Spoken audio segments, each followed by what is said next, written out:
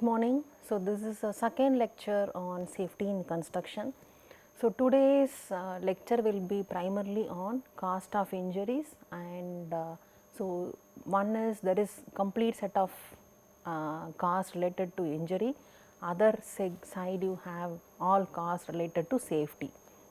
We will discuss these two in today's class and how a safety budget is planned. So, that will be the end of this today's class.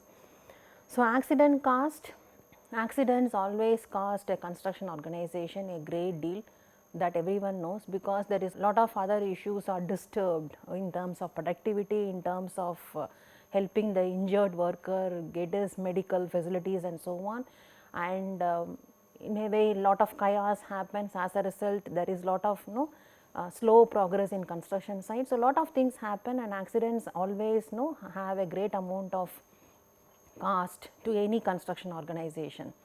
So, according to Hinze, a researcher in safety, he said if the true cost of injuries are well defined, the management can very clearly plan for an informed decision on safety. In a way, if I know that I have to shell out this much portion on cost of safety, then I can think of any safety measure or something to curtail this cost on injury. So, that is what is the background meaning behind.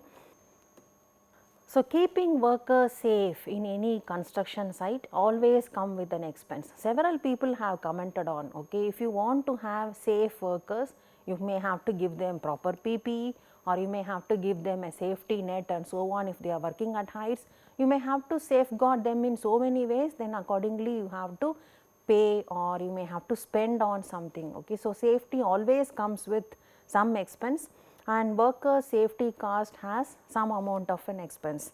Now, when you look at the worker safety, okay, compared to the human suffering and the pain, loss of a worker or something, so should we really think of profit of a project, or should we think of spending money on safety for the worker? So, that is the biggest question to any employer, but many of the contractors have told even though there is some amount of expenses goes in terms of safety, still there is a positive impact on this spending on safety budget, because if there is no accident, workers keep on working, they also have a contented feeling that sites are very safe. So, there is no injury, then there is no money spent on injury cost or something.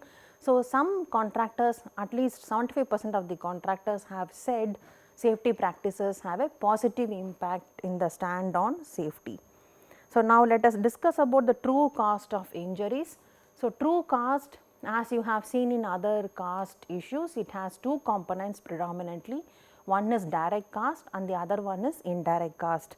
Indirect cost, sometimes you can include claims, sometimes you can exclude claims. Okay. There are different groups of working out on the indirect cost. So, what do you mean by direct and what do you mean by indirect? So, direct cost is nothing but any visible cost which is often referred as an insurable cost. Okay. Some workers say, so this workers compensation is primarily taken up as a direct cost. Okay. And some researchers have said whatever cost you can quantify with the reasonable amount of accuracy, okay, it will not be too deviating from the actual expenses, but if you can calculate to some extent an accurate value, then those costs are all can be calculated as an direct cost.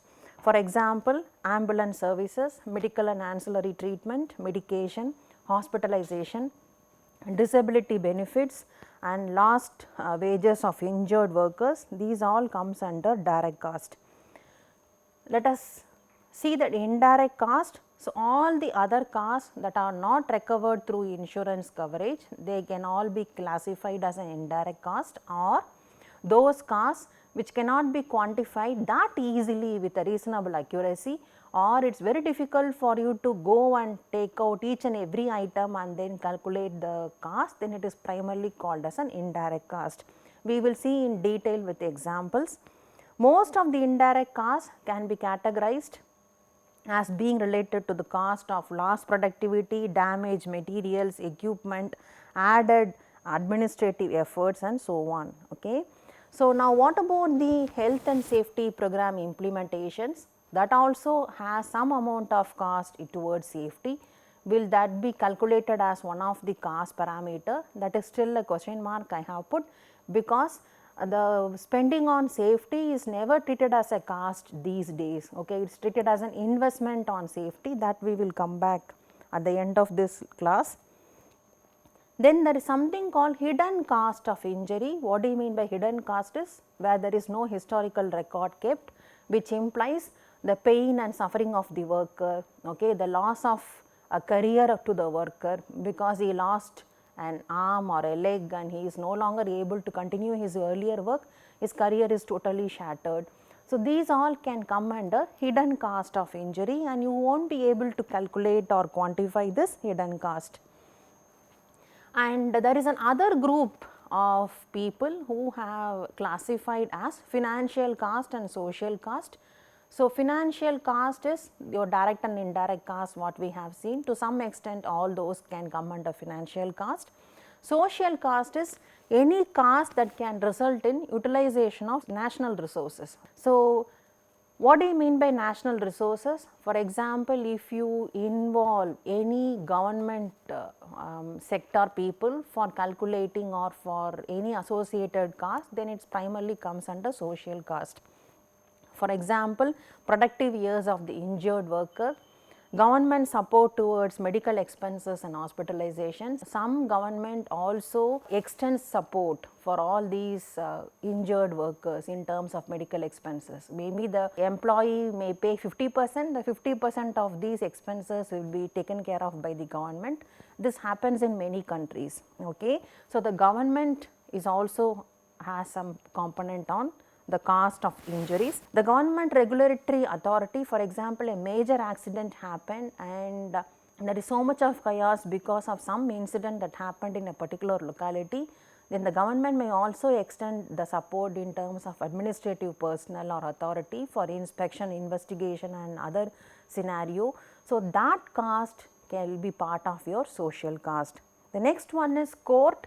Maybe it can come in terms of the reason behind the accident or claims behind the accident, something related to that. So, the people involved in the court and the proceedings, they all can become part of the social cost. Now, in the same note, you can also classify the true cost of injuries in terms of fixed cost, variable cost and disturbance cost. Okay. Fixed cost, so which cannot vary with the absence of the workers. If the workers had a minor injury, they may be absent for few weeks of time. If they had a major or a permanent disablement, they may be absent for few months of time. So, that will not affect the cost, then it is primarily called fixed cost. For example, administrative cost, communication cost and so on, they all can come under fixed cost. The next is variable cost. So, this variable cost varies with the absence of workers. Okay. So, the period of absence of the workers will be dependent on the cost, then those all will come under the variable cost. For example, if you want to keep a replacement worker or a substitute worker in the absence of an injured worker, then the salary to that worker will be dependent on how much time he is replacing the injured worker, or overtime, extra work to compensate the productivity loss. So, when the injured worker has recovered and joins the work, these extra expenses will start coming down. So, those expenses can be categorized as variable cost. The next one is disturbance cost. So, disturbance cost depends on the nature of the accident. Okay. Maybe there is lot of major accidents happen because of one incident, then that can create loss of reputation, maybe failed project progress in the same project, or lot of fines you may have to go through, or maybe trials in the court. Okay, you may have to spend so much on that. Mental disturbances, as you may lose reputation and no projects in future. Okay, so it can all shatter. So, these are all primarily can come under the disturbance cost. Okay, then let us look at from the claims lawsuits.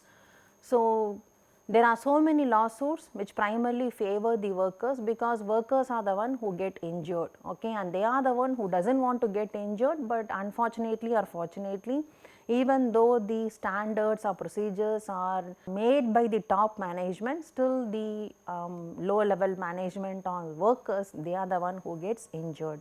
So, construction accidents, it can result in totally a life shattering death, or it can be from life altering ways of your routine life in terms of spinal cord injury, paralysis, brain damage, or loss of limb, disfigurement, burns, and which are even worse than the death.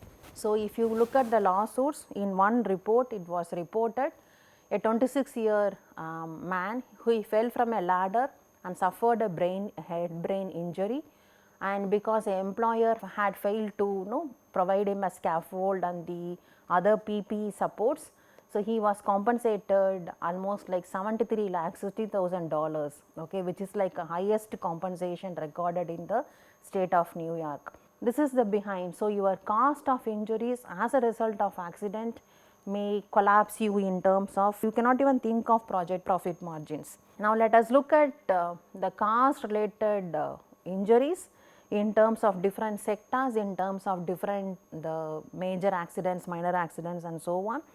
So, work related injuries mean losses not only to workers, but also to their families, employees and society, that we have seen earlier. And calculating an accurate estimate is always very difficult, okay, because of several reasons. Few reasons are hidden cost, which we have seen few slides earlier, which is very difficult to quantify and estimate.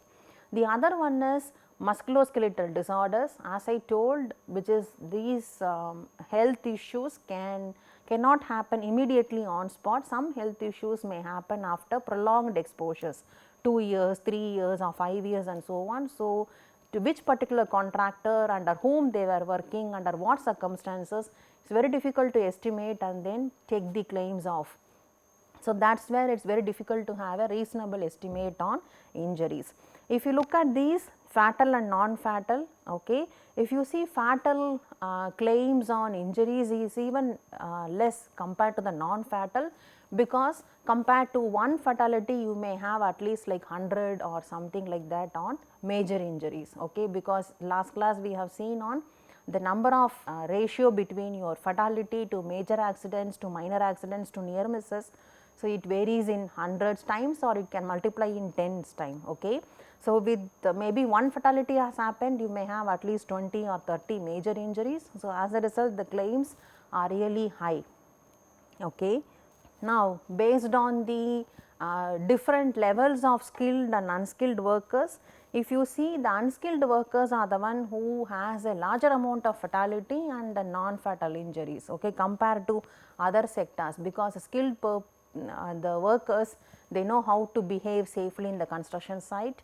Unskilled workers, as we have seen why construction industry is risky, most of the points that we have discussed on subcontracting, migrants, seasonal workers and so on, all these attributes go very well gelling with the unskilled part of your most of the labors, okay. That is where the fatality and the non-fatal injuries compensation is very, very high.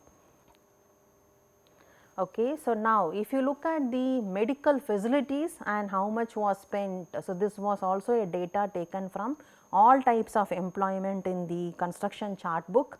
So, if you see here, so this shows inpatient expenses, office visits, then outpatient expenses, emergency rooms and only medicine and prescribed medicines and they leave the hospital.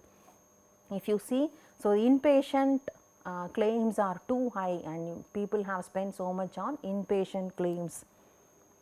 Now, how is the different injuries are classified and how are they compensated? Okay, some hint is given, various references are there to show the hints, and one reference I have picked is a IS code IS 3786, which talks about method for computation of frequency and severity indexes in construction projects. So, now this is based on a physical injury, or I would say major injury. Suppose if and you are losing an organ in your body, suppose if it is an ill health or something like that, okay, like a minor injury, then there is also an equivalent calculating proportions, and approximately it all comes nearly to the same as given in the IS code.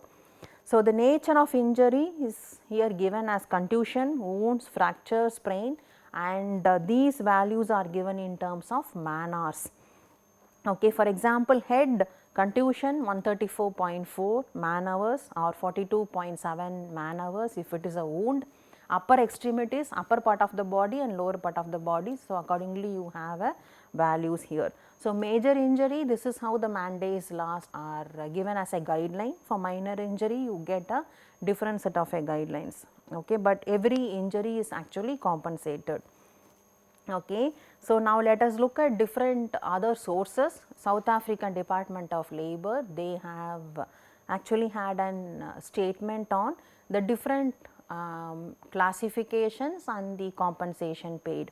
First aid treatment is South African rand 1000 and medical consultation or treatment 3500 South African rand, and last time accidents or major injury is 30,000, cost per fatality is 1.5 lakhs. So, this is what is the compensation paid. So, overall if you see fatality is paid little high, is actually paid little high, then comes the major, then comes minor and the first aid treatment, but the final total cost on the claims on fatality or last time or minor injuries and first aid, total it comes approximately to the same value, because the number of first aid will be too many in compared to the medical consultation, that will be too high in compared to last time.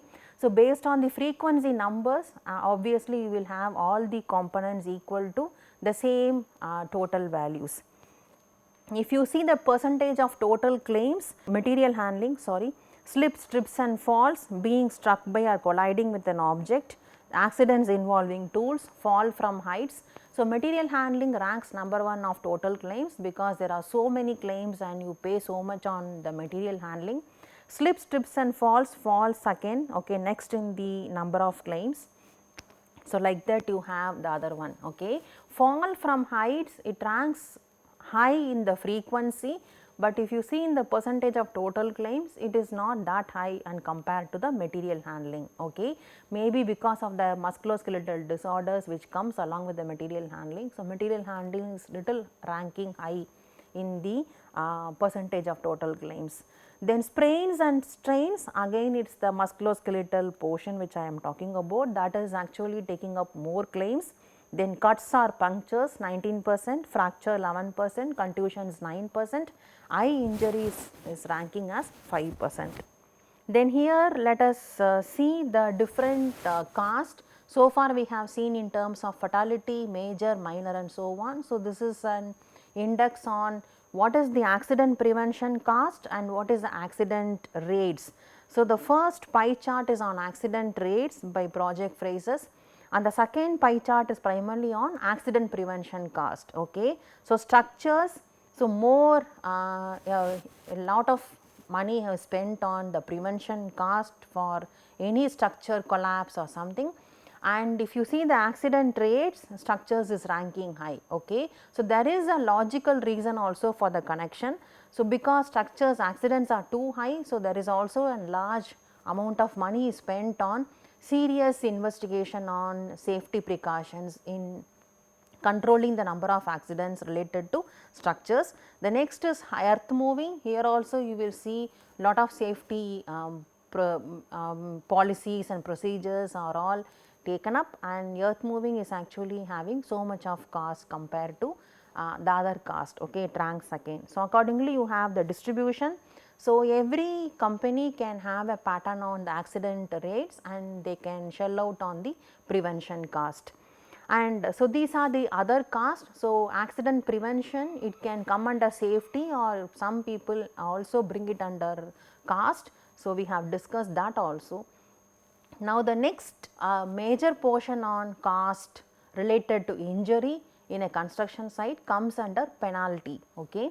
So, in 2019, the maximum penalty amount per willful or a repeat violation was remarked as $1,32,598 per violation, and on the construction sites. And if you see in construction sites, many of these fines or penalty are paid because of multiple citations or and which comes under willful or repeat violations.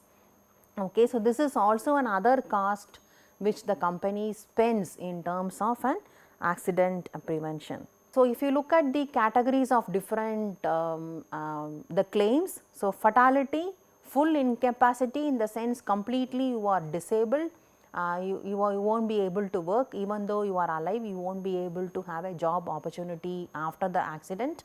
Partial incapacity, maybe you will have restrictions in your job earning capacity, you may not be able to do the work which you were doing it earlier. Long absence, maybe you are away from the work for 5 months or 3 to 4 months or 5 months and then you can come back to work, but you won't have an incapacity. The next is classified as short absence, maybe for few weeks you may be away from your job site and then you will come back to the work and you will continue with your same work. So, these are the different classifications when it comes to calculating your injuries or claims and so on. If you see the pattern of accident over the project progress, okay, so when the project is peaking up to 50% to 70%, you will see there is lot of accidents happening in a construction site and after then the accidents are reducing. Okay. So, initially when the project is picking up its gear, again you do not see so many accidents. So, obviously there is a wave pattern of accidents which is seen in many of the construction projects. So, this can be related to a schedule pressure on most of the project because a completion pressure starts coming in after maybe close to 40-50%, that progress has to happen and we have to finish the remaining part of your construction project, and this pressure starts triggering out speedily work and obviously the workers are the one who are getting injured. Now, after an employee is injured, so what are the precautions and how he should be taken care of? So, the first thing is, without any investigation or anything on who did and what and so on, the injured worker should be given a proper treatment from an appropriate medical provider. So, it can be a nearest hospital, maybe a first aid treatment, it can be an in-house hospital facility, wherever you it is a complete best treatment, the injured worker should get the first treatment. The next is report the incident or the accident to the site supervisors. The site supervisors who are available there should be aware of what has happened, who got injured, what happened, and he should be immediately informed. And before any investigation or something has happened, do not discard, do not alter the position, do not change the equipment because of which the accident happened, okay, or material, property, whatever which is related to the accident. Do not try to even discard or alter or change the position or do something and which led to the employee's injury unless it is investigated and the case is closed. And provide time for other employees who witnessed the injury to speak, okay, as to what happened, who was at fault and so on. So, do not try to consolidate the injury to the crew who were there and so on. And keep the lines of communication open with the injured employee. First of all, the injured employee should be able to speak frankly on what happened on the day of injury and what was the real incident and how it can be improved and so on. So, that has to be there, and also the workers' recovery also should be monitored at each and every point of time. Show concern on the injured employee and his or her well-being. So, that is another issue. So, a little positive note on recover and come back to work will make an employee become better, rather than saying what did you do on that day and why this happened and so on. Rather than interrogating and investigating, it is better to have a concern on humanitarian means of concern to the injured employee. Modify the injured employee's current position to accommodate all restrictions. So, based on the nature of injury and the medical advice given by the doctors, so accordingly the injured worker has to be given a different job position rather than taking away from the job site. And never accuse anyone of the incident, then that is a real first point of what has after an incident has happened. So, obviously when you start investigating on the accident or the incident, it will obviously be pointing out to someone, okay.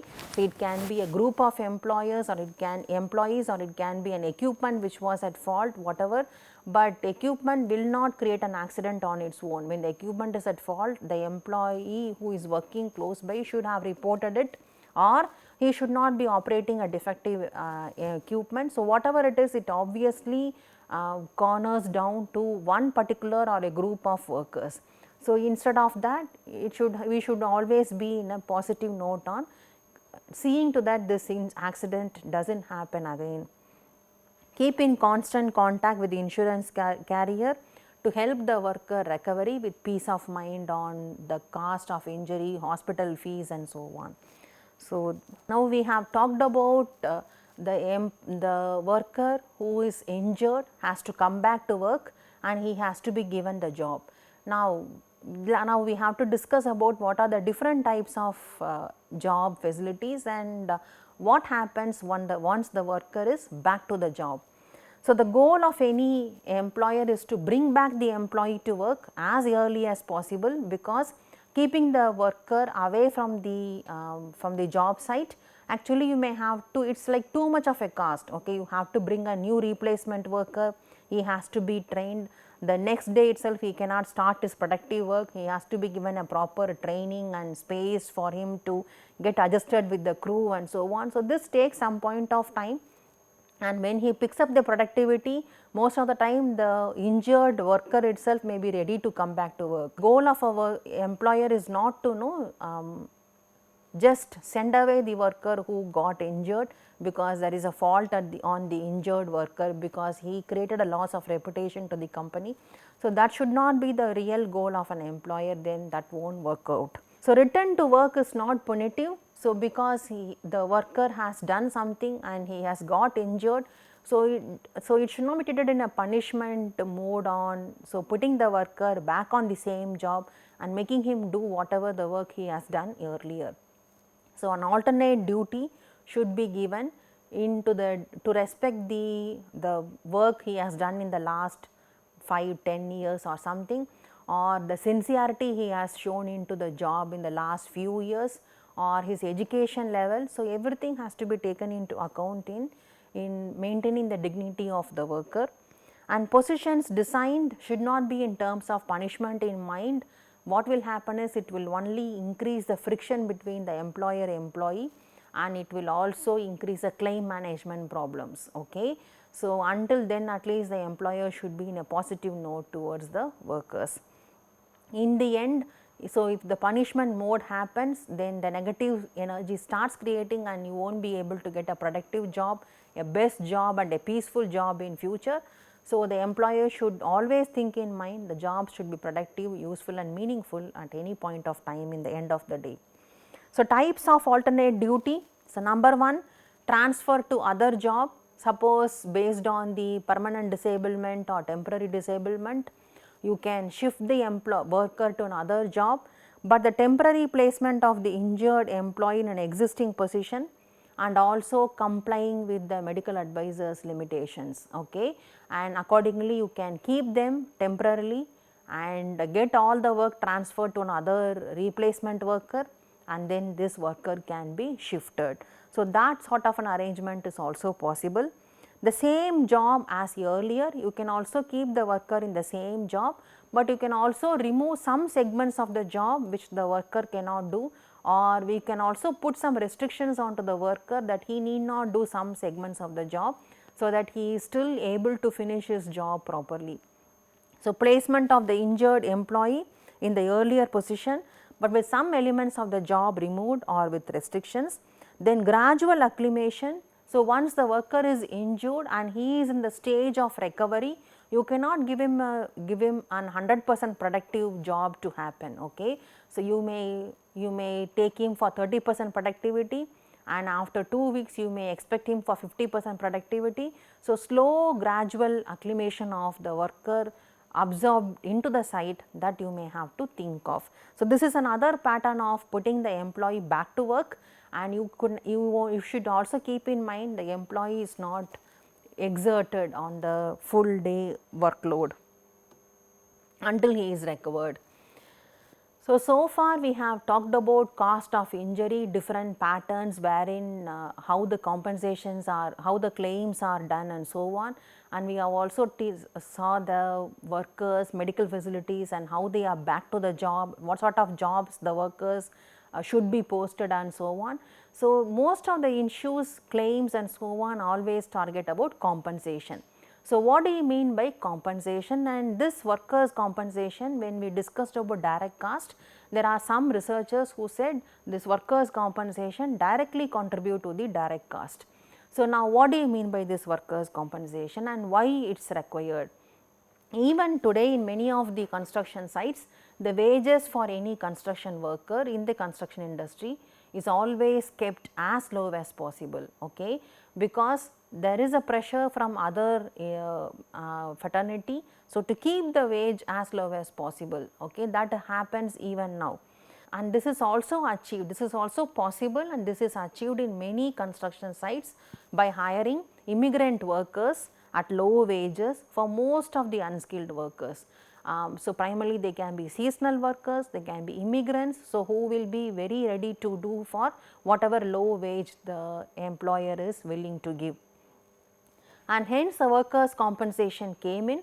So, this workers' compensation is to protect the employees who are hurt when they are on the job site. Okay, now, what do you mean by workers' compensation? So, it is an amount which is given to compensate any individual who have suffered occupational injury or an illness. So, it can be an injury on accident or it can be even a health issue also. But there are lot of flaws in the system because some compensation measures are very difficult to calculate. For example, this applies to occupational diseases like hearing loss. Hearing loss will not happen immediately. So, it takes lot of time when you are on site and when you are hearing lot of noise in the construction site which is above the permissible limit, okay, which your excavator or your drilling machines or drilling hammers can, pile hammers can easily cross beyond that normal permissible limit. Or injuries, the famous example is musculoskeletal injuries. So, which cannot be actually assigned or specific date of injury you cannot assign to, and hence compensation claims are very difficult to be given to these workers, okay, because for to pay a compensation the specific date and time of injury should be given, and when that cannot be given for certain certain aspects of your compensation of the injuries. With the workers changing contractors regularly, especially for all these issues I said on hearing loss or musculoskeletal disorders and so on, who will be responsible for these chronic injuries and illnesses? For the slow injuries to be visible, who will be responsible? And normally what happens, the trend is it will be the current employer, because the injury has shown visible impact or effect only with the current employer, and most often the current employer will be responsible for all these compensation and for all the injury related compensation. So, in theory all employers are equally affected as a result of shifting jobs of these workers and subcontracting way of culture in the construction industry. So, now what the employers should take a precaution is, do not hire workers who are more susceptible to injuries, who are like absent minded every time, okay, who runs here and there and do their work without taking care of safety precautions, and keep in mind not to recruit migrants or even old workers. So, these are all the different precautions one can keep in mind in order to avoid all these compensations and claims. So, now this migrants should be avoided in order to have a zero accident site, but which is actually the ironical statement that in many of the construction sites you see migrant workers only available for low wages and as an unskilled worker. Workers' compensation fraud. Now, the unfortunate incident is workers' compensation came just for helping a worker in order to get their injury or illnesses recovered with some support from the employer. Now, there is an equal amount of fraud cases also which also comes in along with these compensation. So, what do you mean by workers' compensation fraud? So, workers' compensation insurance was established to help the injured workers, but unfortunately a large number of fraudulent claims are also filed every year, and it is very difficult to find the actual number of such fraud claims. But if you can really investigate, there are some techniques to investigate, then you can identify the false claims, but still you will not be able to really go to the nth level of accurate fraudulent claims to be discarded from these sites. And what happens here is the injury cost of your company's reputation also goes because of maybe you have genuine 5 injuries and there were 2 or 3 false claims, and your high injury cost shows inclusive of the false claims, which will definitely hurt the company's reputation. So, workers' compensation fraud is also treated as a crime. Why? Because you did not get hurt, or maybe you did not get because of someone, but you wanted to get the compensation, and hence you have twisted the story and claimed and filed a wrong claim. So, unknowingly or knowingly you have actually made a false statement which is against the court of law. So, that is actually treated as a crime, and the National Insurance Crime Bureau has reported workers' compensation fraud cost almost like $7.2 billion per year. So, these false claims can make the employers to raise more premiums and so on, which is not in the good sign for the growth of any construction industry. Now, if you see here who all commits fraud, okay, there are 3 different people in this group on claims, and all the 3 different peoples commit frauds at their levels. Number 1, employees or the workers, they can submit false claims because they do not have enough money to maybe to treat their injury, which is not done in the construction site, and hence they may show false claims. Exaggerate the medical conditions, maybe the condition of the medical treatment is not that high, but they can exaggerate just to create sympathy and get more leave for their recovery. Or claiming an off the job injury that took place as if it was on the job, which is what we say within the site premises. If an injury happens, then only the workers are eligible for a compensation. Suppose if the injury has happened outside the site premises, but they do not have enough money to get cured, then obviously they claim as if it has happened within the site premises or by working while injured or disabled. From an employer's perspective, by underreporting an injury or misclassifying the employees to pay low insurance premiums. So, based on their education, cadre and their experience and the skill of an trade set, their premiums are paid accordingly.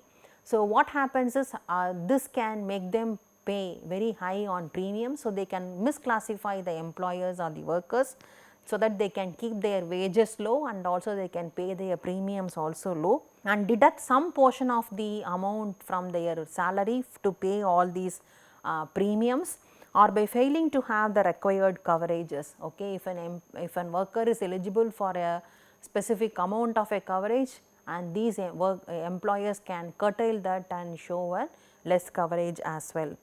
From the healthcare providers, they can also provide unnecessary treatment, okay, which is not necessary, and they can bill for all these unnecessary expenses, and billing for services or treatment which they have never performed, and double billing different insurers, so that at the same time for the same services and they can get 2 different claims. So, these are the different frauds from 3 different parties who are involved. So, uncovering fraud is not that easy, and these people who raise the false claims, they know how to hide their mistakes. So, it is not that easy to identify, but there are certain ways to identify all these false claims. Now, let us see what are the ways to do. Measures to curb these false claims. So, injuries that are reported to have occurred late on Friday, so that they could not report it on the site, or early on the Monday just when the work starts, when some worker is reporting on an injury, then there can be a suspicion on their reporting. Reluctance of the employee to accept treatment. So, if the company has a provision to have an in-house hospital facility, but the workers are very reluctant to take those services and they want to get treated outside, but they wanted only the reimbursements, then there is a suspicion that the worker has not had an injury at all. And when there are no witnesses at all to the accident or to the incident scene, and only the worker alone says that there was an accident and he got hurt, then you can think of it as a suspicious case. Conflicting reports on the accident, people who were nearby, the co-workers can give a different report compared to the injured worker who claims to have an injury, then you can think of it as a suspicious case. The employee is outside his usual workspace and does something, so that is also a suspicion. Untimely reporting, again it can be linked with late Friday or early Monday and says that immediately after the work starts he is claiming, so then you can have a suspicion.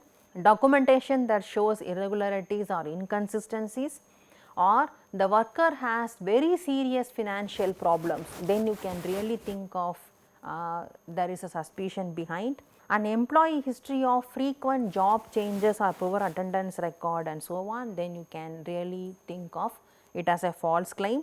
Details about the accident are vague or the report lacks details. These are the different ways to you can have a vigilance on that there can be a case of a, this can be a case of a false claims.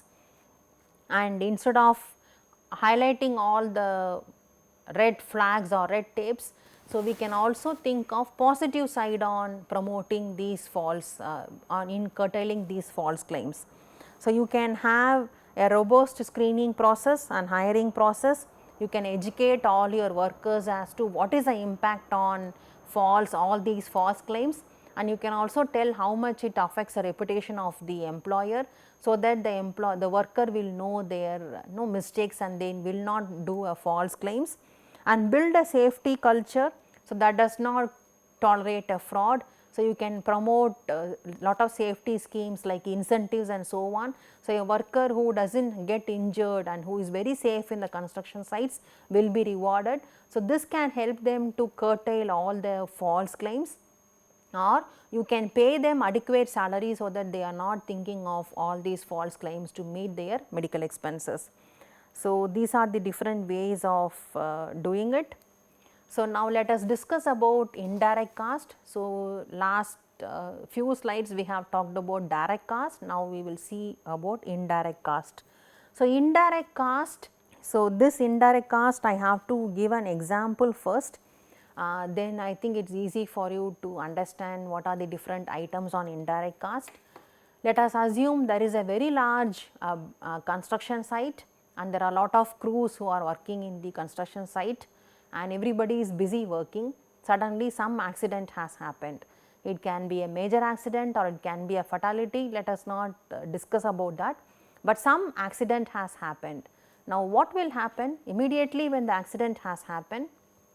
The injured worker needs a first aid treatment. So, all the co-workers who are closely sitting or working along with this injured worker will be in chaos in order to get the first aid treatment to this worker, and also will be going for hospital helplines or emergency ambulance services, or they may be reporting to their site supervisors. So, they will be busy moving around here and there in order to report the incident or the scene of the particular accident. Okay. Now, this news will immediately spread like a fire to the neighboring group of gang of workers, and they will also rush to the spot to understand what has happened, and simultaneously your administration people or your site supervisors, they will also return to the scene in order to investigate and see and understand what has happened in the accident. Now, what happens here is immediately the productivity of the particular site is just goes standstill, okay, and this is an immediate impact you will see. And so, then the injured worker would be taken in the meantime to a first aid or to a neighboring hospital facility, and that will be going on. So, along with the injured worker, few of his friends who are called the co-workers, they will also accompany him and go with the hospital services, and they will be and the worker will get the first aid treatment, the regular treatment, then follow up treatments, all will go through, and for every follow up and so on, the co-workers sometimes they may also accompany the worker. So, this happens. Okay. Now this news starts spreading along the entire construction site, and people may be gossiping about the accident now and then, and this will be prevailing for at least for few hours based on the type of accident that has happened. Now, if you look at the entire scene picture what I have shown you right now, maybe you could have imagined along with me.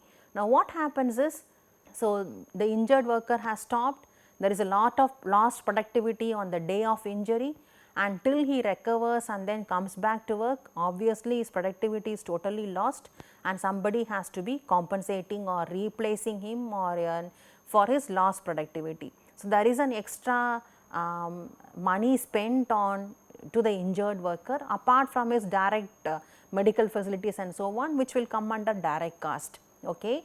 Now, the hospital facilities and the co-workers also accompanied him and so on, all these lost productivity also will have gone. Productivity of them also you cannot expect. Now, the crew of that particular injured worker and this scene site, everybody would have stopped work, suddenly there is an productivity loss and halt, and even after 2-3 hours also, then only the workers start their work, but even then they will not have a high productivity as it was before the accident. So, the productivity will be very slow on the particular day till the scene picture is away from the worker's mind. Okay. Suppose if it was like a traumatic accident, then this news on what has happened and so on will be narrated by the group of workers, discussion among the workers will keep happening and so on, and this nausea feeling on this accident will be spreading all around the construction site at least for few days. Okay. Now, what about the administrative personnel and so on? They have to have an investigation. So, whenever they are questioning and interrogating the workers and the injured worker and their co-workers, obviously there is an halt of productivity, and the picture starts coming into the co-workers, and obviously there is a disturbance at now and then on every point of time. Okay. So, now if you see, is it very easy to calculate all these costs? It is not at all easy, and that is where all these costs comes under an indirect cost on safety. And this is also narrated equally with an iceberg effect, which we have shown in the last class also. So, only the visible portion of the iceberg is a direct cost, and all other hidden ice below the water level is primarily termed as an indirect cost. Okay, if you see few list I have brought it out here, but you can imagine, is it possible to note down each and every point of the scene? It is very difficult to note down. Injured worker, lost productivity on the day of injury, the lost productivity due to follow up treatments, lost productivity after resuming work. After resuming the work also he may have restrictions in the work. So, who will bear all those lost productivity? There is no mechanism to retrieve and to measure. Then crew of the injured worker, primarily in terms of assisting the injured worker, lost productivity due to the accident, due to inspections and follow up treatments also they may accompany. So, all these there is no mechanism on how much is the lost productivity. Then crew in the vicinity of the whole accident, as I told you, at least for few hours the entire site comes to a standstill in terms of work progress. You will not have a way to measure all those. Replacement worker, again he has to be given a PPE, proper training, instructions on how to handle the construction work progress. Then supervisory and administrative personnel in preparing a scene report and investigation mechanism. That also lot of money, effort, time is all done, and every time the workers, all the fellow workers are all disturbed because of that. Damaged property, maybe the accident happened and some equipment or material is damaged, you may have to bear the loss. So, this if you see, it is like too much of portion goes in terms of indirect cost on safety. So, now as I told you, it is very difficult to calculate an indirect cost. So, some researchers have also taken effort in calculating indirect cost through some form of a direct cost itself, okay, because direct cost I told you it can be measured with terms of accuracy. So, when the direct cost is measured in terms of accuracy, so there is a mechanism of calculating the indirect cost with some relationship with the direct cost. So, now how is the indirect cost calculated? So, now if you see here, so researchers have taken up so many formulas are there. So, some researchers say for medical case injuries it is 0.85, for last work day cases it is 0.23 and so on, and the same when the lawsuits are filed, in the sense when your claims are also included, then the ratio is really altered. So, your direct cost is calculated with accuracy, indirect cost will be this direct cost multiplied with the ratio value, and you get your indirect cost. Total cost of injury will be direct cost plus indirect cost. It is very easy to calculate. Okay. So, recently and researcher Theo Haupt, he mentioned this ratio between direct cost and indirect cost, it varies very much from 1:1 to 1:20, okay, based on different situations, different injury places and scenarios, and injury types, impact and so on. So, several researchers have brought in two different ratios, and if you see all the range of these direct cost indirect ratios falls between 1:1 to 1:20. So, in CII the investigators conducted additional analysis of the data, and they wanted to see how is the pattern and is it possible to derive a formula out of the ratios. Okay. If you see, so this is a medical case which is a minor accident, and this is a major accident on last work day cases. And if you see here, this is claims cost included and excluded. When the cost is included, obviously you have a little higher value, but if you see in the claims cost included, you will have a higher portion in terms of last work day cases. So, in CII the researchers have developed a model which can actually talk about the which can be a fair and accurate estimate by giving an equation. So, this equation is there are two ways of this equation. One is a quick fit model, another one is a best fit model. In the quick fit model, there is few variables involved, and in the best fit model additional variables were also taken into account, and we will discuss both the parts.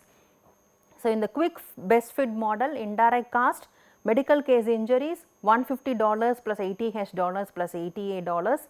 Here the R square coefficient from the regression analysis gave value as 37.2%, and indirect cost for the last work day cases $625 plus $100 plus $100 and here the R square coefficient value is 43%, and where H is the number of hours lost by the injured worker on the day of the accident, and A is the number of hours spent by the administrative personnel to assist the injured worker on day of injury, and V is again the administrative personnel hours only.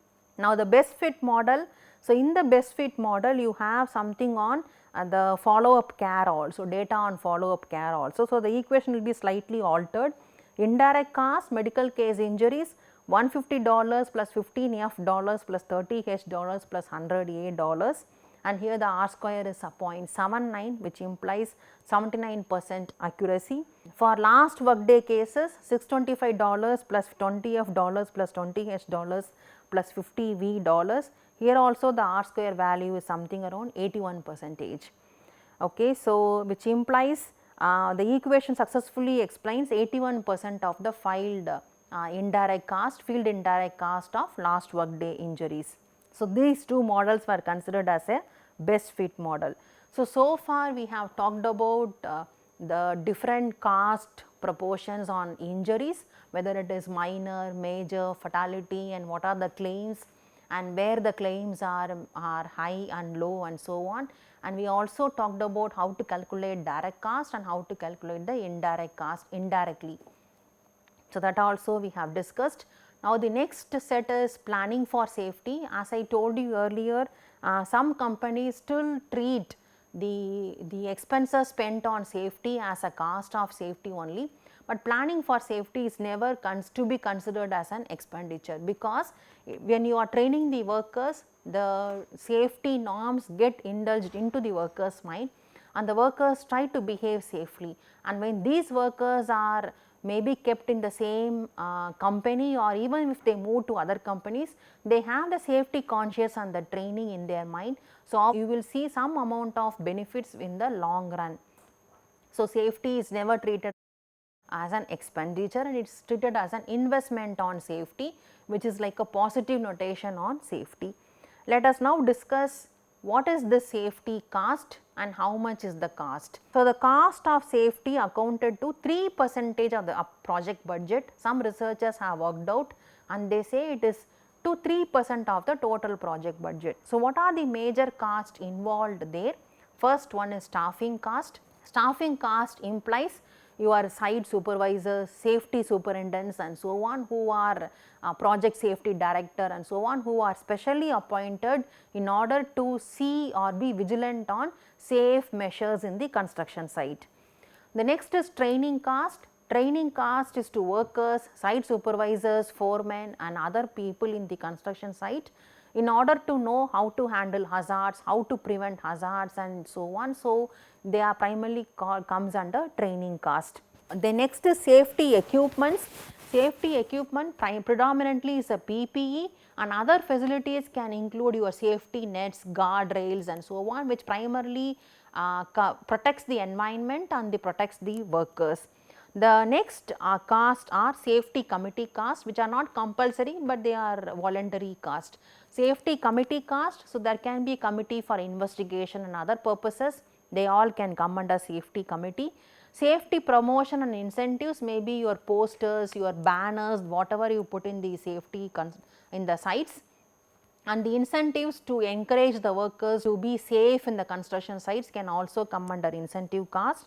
Cost of new technologies, methods, tools, software, whatever you want in order to plan for safety, and also in order to you budget for safety can also come under your safety cost. So, these are the different items under safety cost.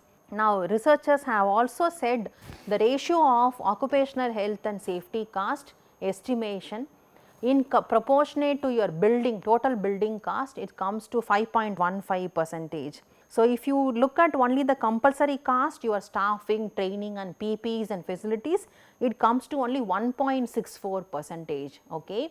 Suppose if your total project cost has come to 1 lakh, so only 1% of the 1 lakh is what you spend on safety budget. So, which is not too high an value, but the ratio of cost of accidents to the OHS cost estimation. So, primarily it is cost of accidents to your safety budget cost, that is actually 1.71 value. So, now you can always understand, do you want to spend negatively on injuries, accidents and then pay for compensation, or you want to spend the project money in terms of positive side on promoting safety and for preventing accidents in construction sites.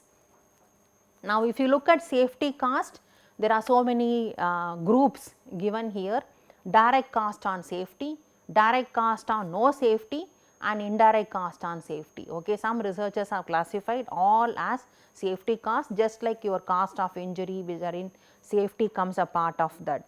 So, direct cost of safety. So, cost of injury versus investment on safety. So, let us see how the trend is. So, if you spend too much on your safety, then obviously your cost of injuries can come down as seen in this picture. So, actually the investment on safety is very low, you may are spending too much on cost of injuries. The minute you try to spend on safety budget, on improving your safety budget, your cost of injuries have come down.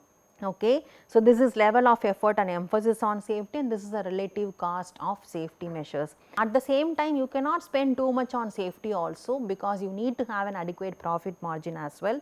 So, the optimum value of expenses on safety is this value, wherein you are having low cost on safety and this is on injuries. So, you will get a total cost of safety. So, that value will become somewhere striking here, and that is the optimum level of budget on safety.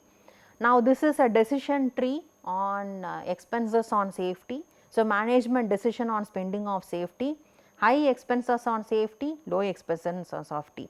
They were also having a safety record on both the sides. Okay, here you will still have two scenarios, no injuries and injuries occurred. The most likely occurrence is when you do less expense on safety, you may have low safety cost but an high injury cost, and when you are spending too high on safety, you may have high cost on safety but you may have low injury cost. So, what happens, the less likely occurrences are when you are having high expenses on safety, still you are having a high cost of safety and a high injury cost, and when you are spending too less on safety, still you are having a low safety and a low injury cost. Now, let us discuss about this scenario. When you are spending too much high on safety budget on different programs and implementation, PPEs and standards, still why should you incur high on the high injury cost, which implies your safety programs had not reached the workers, or there is a maybe there is a flaw in your safety program itself, or maybe your safety program should have been designed properly for your projects and for your workers, then the safety measures would have been reached the workers on the site, then you would not have had a high injury cost in the construction site. Okay. And what about this low safety cost and low injury cost? This is purely a matter of luck and this may not happen every point of time. Okay. So, what is the cost savings through safety programs? As I told you, one of the savings I would say is the training a worker gets in one project in under one contractor. It's actually like a savings, okay, because it's stored in the mind of the workers, and whenever he moves from one project to another project, or whenever he moves from one site to another site, the training also is carried along with the worker and he tries to behave safe. So, there is a benefit of the training which is imparted to the worker. This is actually given by OSHA, there is a record given by OSHA. There is a voluntary protection program and Lockheed Martin's maritime facility joined the OSHA's VPP program in 1999, and there is actually a difference of record seen there. So, 1999 there were almost like dollars 7,40,000 average was spent every year on the claims and so on, workers compensation cost. And after the voluntary protection program in 2000 itself, there was a sudden decline to $1,88,000, and in 2006 there was still a gradual decline of $94,000. So, you will see a gradual decline when you are emphasizing on safety, the cost of injuries can actually come down.